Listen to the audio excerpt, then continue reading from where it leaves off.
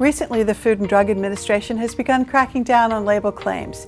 Here today to help us understand what this means for dairy food companies is IDFA's Vice President for Regulatory and Scientific Affairs, Carrie Fry. Join us for Coffee with IDFA.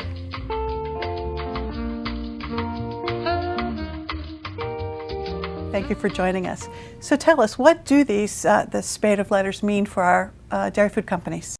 Well, FDA in March took unprecedented action in the number of companies that they cited labeling violations. There were 17 companies and 23 different violations related to the inappropriate use of health and nutrition claims, particularly on the front of packages. Some of the types of warning letters that FDA sent to companies, and they were mostly food companies, not dairy companies, were for the improper use of the term healthy, also for antioxidants or full of antioxidants, using that type of labeling which didn't comply with the regulation, or a front-of-pack labeling claim that cited 0 grams of trans fat but failed to disclose that the product also had high levels of saturated fat.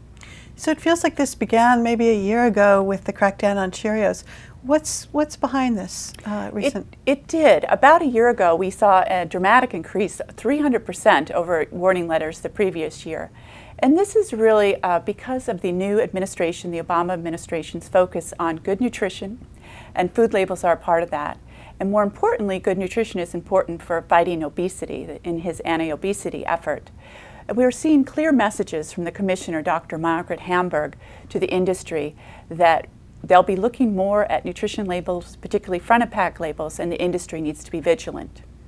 Is this going to make it harder for dairy companies to include all of the information about what's good and positive in their products, information we know consumers are looking for? Well, certainly dairy products have a lot of things we can say about the products being healthy and nutritious, but they're just complex labeling regulations that we have to follow. And there's 3 different areas that we look at in the FDA regulations.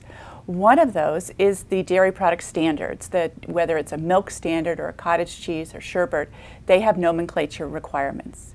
Secondly, we have the FDA food labeling regulations, and they govern the nutrition information, how a health claim must be written, or a nutrition claim such as good nutrition or good calcium. And then lastly, the overarching is the Federal Food and Drug Cosmetic Act. And this would deem a product misbranded if the claims on the label would not be truthful or misleading.